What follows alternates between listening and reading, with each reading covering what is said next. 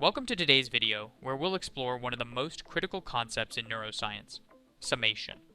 While action potentials are all-or-nothing events, the decision of whether or not a neuron actually fires an action potential is far more nuanced.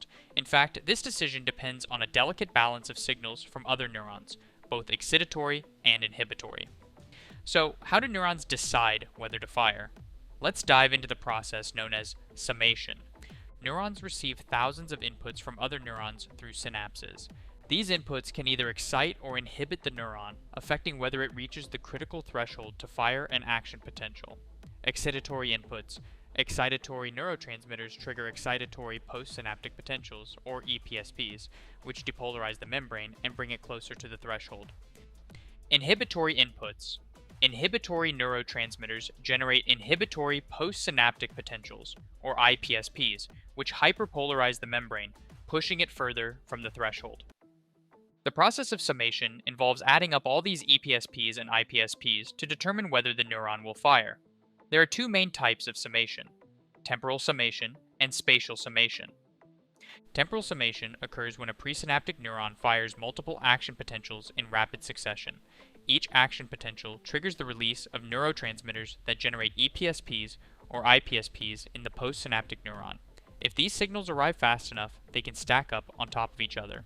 In the case of EPSPs, each depolarization brings the postsynaptic neuron closer to the threshold. If these inputs arrive quickly enough, they add together, pushing the membrane potential to the threshold and triggering an action potential. The same can happen with IPSPs, but in the opposite direction, making it harder for the postsynaptic neuron to fire.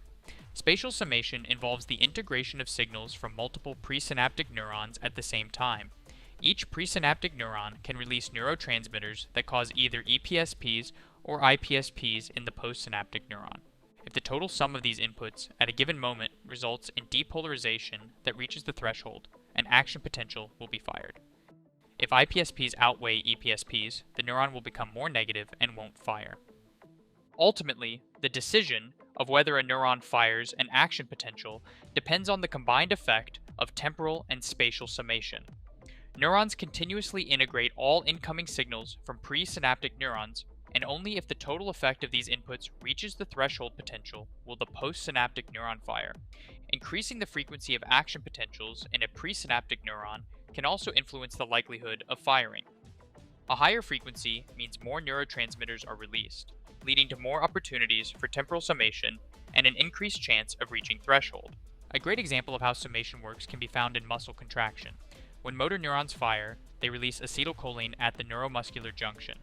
Temporal and spatial summation ensure that enough EPSPs are generated to cause the muscle cell to depolarize and contract. Summation plays a crucial role in determining neural firing patterns, controlling everything from voluntary movements to sensory processing.